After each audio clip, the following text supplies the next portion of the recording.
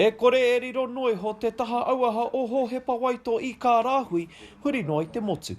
Ko te huarahi ko ngā zui, ko ngā zānanga e kia nei.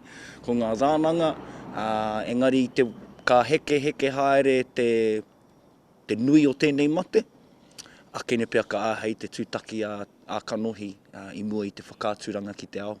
Ko te kai whakaari no Once We're Warriors, ara ko Taungaroa e Mio, rāua ko Taula Newberry. Hai hoa mō waitoa ko tinei aia tētahi whakaari te tito, ara ko Jim's Room, ka whakaarihia mā te ipuraki. Mōku ake, kia whai wāhi a tātou rangatahi o enei rā, te titiro, te wānanga rānei ngā mahi hianga, ngā mahi haututu, nanakia, a o rātou pāpā, whāia, me te mea hoki he rongo a tēnei mo te ao hou.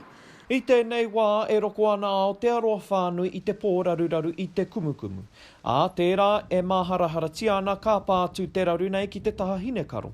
E ki ana waitoa me whai wāhi tātou ki te kōrero i o tātou taumahataka o te wā.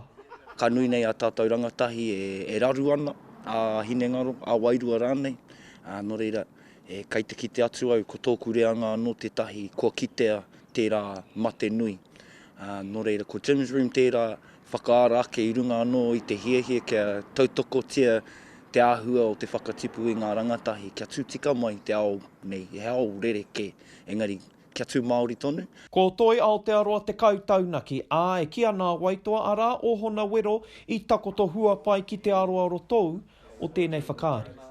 He ua katika i te mea ko taku mahi, he mahi toi, he mahi tinana ki te tinana, pokowhiwhi ki te pokowhiwhi, pēnei a Tahu e tū ana ki te haka.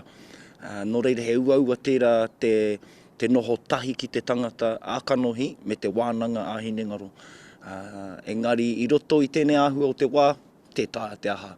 E hari te mea ka noho tērā hei taupā mōku, mō aku mahi. Ka pāhotia Jim's Room ki te whāraki pukamata a Mahi Mahi Productions, me tā rātou hōkere tiriata a te marama e heke nei. Henare te aika puanaki, Tahu News.